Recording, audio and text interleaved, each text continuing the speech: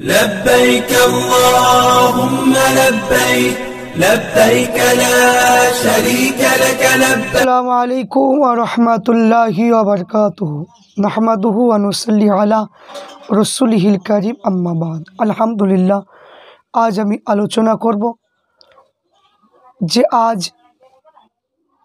আমাদের কাছে রমজান মাস প্রায় বিদায় নিতে চলেছে। এখন বেজোর যে রাত্রিগুলো আমাদের কাছে পড়ছে তার গুরুত্ব এবং ফজিলত সম্পর্কে আলোচনা করব। ফুরফুরা শোয়ে পীর মুজাদ্দুজ্জামান আবু বকর সিদ্দিক রহমাতুল্লাহ আলাইহির কিতাব অনুযায়ী আলোচনা করা হয়। তো এখানে সেই কিতাব অনুযায়ী ইনশাআল্লাহ আপনাদের কাছে আলোচনা করব এবং বড় পীর আব্দুল কাদের জিলানী রহমাতুল্লাহ আলাইহি গুনিয়াতুত তালিবিন এই কিতাব থেকে ইনশাআল্লাহ আলোচনা করব। প্রত্যেককে হলো ভিডিওটা আপনারা দেখুন, ইনশাআল্লাহ বুঝতে পারবেন। তো এখানে শাব্দিকভাবে যে অর্থ এখানে পাওয়া যায় যে লাইলাতুল কদরে সম্মানিত রাত এবং গুরুত্বপূর্ণ রাত, ব্যবহারিক যে একটা অর্থ রমজান শরীফের শেষ 10 দিনের যে কোনো বেজোর রাতকে বোঝানো হয়। ফজিলত কোরআন পাকে বলেছে লাইলাতুল কদরি খায়রুম মিন আলফিশ শাহর, লাইলাতুল কদর হলো হাজার মাসের অপেক্ষায় হলো উত্তম, পবিত্র কোরআনে বলছি। তাফসীরে কুরতুবীর মধ্যে লিখেছেন একদা বনি ইসরাইলের 4 জন ব্যক্তির কথা বলতে গিয়ে তারা 80 বছর যাবৎ আল্লাহ ইবাদত করেছিলেন। এমন সময় আল্লাহর নাফরমানি অবাধ্য হননি 4 জন ব্যক্তি হলো হযরত আইয়ুব আলাইহিস সালাম, তারপর যে হিজকিল ইবনে আজুজ, ইউসা ইবনে নুন, হযরত জাকারিয়া আলাইহিস সালাতু ওয়াসসালাম। তো সাহাবায়ে কিরাম বড় আশ্চর্য হলেন। হযরত জিবরাইল এসে বললেন যে আল্লাহ রসুলকে বলে, হে আল্লাহ নবী, যে আপনার উম্মতগণ 80 বছর আল্লাহ ইবাদত করা শুনে আশ্চর্য হচ্ছে। আল্লাহ তাআলা আপনি আপনার প্রতি এত উত্তম জিনিস অবতীর্ণ করেছে, তেলাওয়াত করেছেন। লাইলাতুল কদর যে মতভেদ আছে আর অনির্দিষ্ট পিছনে রহস্য রয়েছে, যার মানুষ একাধিক রাত ফজিলত পাওয়ার জন্য বেশি বেশি তাই ইবাদত করতে থাকে। তাই অধিকাংশ উলামায়ে কিরাম মতে 27 শবে কদরের সম্ভাবনাটা হচ্ছে বেশি। এই রাত্রিতে তাফসীরে কুরতুবীর মধ্যে লিখেছে আল্লাহ রসুল বলে, যে ব্যক্তি লাইলাতুল কদর মাগরিব থেকে এশার জামাত সহিত আদায় করলে লাইলাতুল কদর অংশপ্রাপ্ত হলেন। আর ইমাম সালাবি বলেছেন হযরত আয়েশা সিদ্দিকা একটা হাদিস এনেছেন, যে হাদিসের মধ্যে বলা হলো আল্লাহ রসুলকে জিজ্ঞাসা করলেন, ইয়া রাসূলুল্লাহ, যদি আমি লাইলাতুল কদর পাই তাহলে আমি কি বলবো? আল্লাহ রসুল বলে, লাইলাতুল কদর যখন পাবে তুমি একটা দোয়া পড়বে, আল্লাহুম্মা ইন্নাকা আফুউন তুহিব্বুল আফওয়া ফাফু আন্নি। এই দোয়াটা পড়বে, হে আল্লাহ আপনি ক্ষমাশীল, ক্ষমা পছন্দ করেন, তা আমাকে ক্ষমা করুন। আল্লাহুম্মা ইন্নাকা আফুউন তুহিব্বুল আফওয়া ফাফু আন্নি, এই দোয়াটা পড়বে। তা এই রাতে হযরত জিবরাইল লক্ষ লক্ষ ফারিস্তা নিয়ে আসেন এবং যেখানে মুমিন বান্দা দোয়া জিকির ইবাদত তেলাওয়াত করতে থাকে, মানে ওই সমস্ত ফারিস্তারা তারা আমিন আমিন কথাটা বলতে থাকে, তারা বলতে থাকে। এমন সময় কি করবেন, যে আপনার এখানে বলা হলো যে আপনার আল্লাহ তাআলা ইরশাদ করলেন যে কদর রাতে জিবরাইল আমিন আলাইহিস সালাতু ওয়াসসালাম তিনি ফেরেশতার দল পৃথিবী অবতীর্ণ করেন। 70,000 ফেরেশতাকে জিবরাইল তাদের নেতা হন এবং বাদশাহ লোকদেরকে হযরত জিবরাইল শাহিত লোকেদের সাথে ফেরেশতা সালাম করেন। আল্লাহ তাআলা সেই সব মুমিনের উপর সালাম প্রেরিত করেন বেহেশতবাসী। আল্লাহ তাআলা বলে যে দয়ালু প্রভু পালনকর্তার পক্ষ হতে সালাম।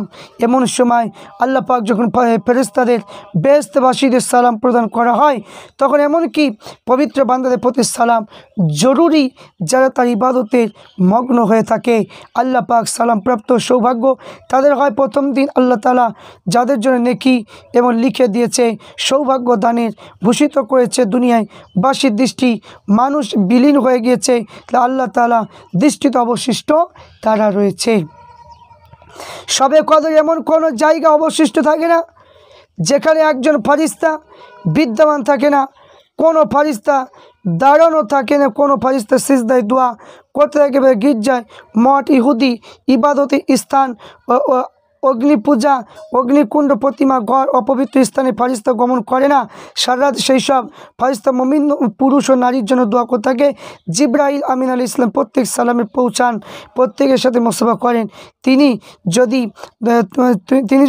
আল্লাহ তাআলা ইবাদতে আনুগত্য নিমগ্ন থাকে তো তোমাদের উপর সালাম, তোমাদের উপর সালাম। এবং তোমরা ইবাদতে গৃহে তোমাদের উপর কৃপা অনুগ্রহ করা হয়েছে। যদি তুমি ইবাদত আনুগত্য বাহিরে থাকো তবে এমন অবস্থায় ক্ষমাসে তোমার উপর সালাম। যদি তুমি আনুগত্য বাহিরে থাকো তোমার জন্য ক্ষমা, তোমার উপর সালাম। তুমি ঘুমিয়ে থাকো আল্লাহ সন্তুষ্টর সাথে তোমার সালাম। আল্লাহ তাআলা ঘোষণা করে কিছুর উপর সালাম যে সেই অনুযায়ী। কেউ কেউ বলেছে কদর রাত্রি ফারিস্তা শুধু ইবাদতে ওরা তোর উপর সালাম প্রেরিত করে, পাপীদের উপর নয়। তাদের কেউ কেউ জালেম, চুগলখোর, এতিম সম্পদ আত্মসাৎ হয়ে থাকে, এই প্রকার লোকেদের ফারিস্তা সালাম প্রেরিত করেন না। তাহলে এখান থেকে বুঝতে পারা গেল যে এখানে যে লাইলাতুল কদর রাত্রিটা কেমন তাহলে ফজিলত, তাহলে একটু চিন্তা করুন। তাহলে এই লাইলাতুল কদর রাত্রিটা বেশি বেশি আমাদেরকে ইবাদত বান্দেগি করতে হবে। এই লাইলাতুল কদরের রাত্রি এত ফজিলত মানে কি আপনার রয়েছে, যার মানে কি তুলনা মানে কি নেই। তো এখানে আমি আপনাদের কাছে একটা সুন্দর একটা ঘটনা আমি আপনাদের কাছে তুলে ধরব, যে হজরতে ঈসা আলাইহিস সালাম থেকে একটা ঘটনা পাওয়া যায়। একদিন আল্লাহ রসুল সাল্লাল্লাহু আলাইহি ওয়াসাল্লাম সাহাবায়ে কিরামদেরকে জিজ্ঞাসা করলেন, বনি ইসরাইল গোত্রের বিখ্যাত একজন বুজুর্গ যার নাম হলো সামউন কাহিনী বিবৃত করেছেন। তিনি বনি ইসরাইল গোত্রের একজন আবেদ যার নাম ছিল সামউন। 350 বছর বেঁচেছিল, দীর্ঘ জীবিত। তিনি দিনে রোজা রাখতেন, সারা রাত আল্লাহ ইবাদত বন্দেগীতে নিমগ্ন থাকতেন।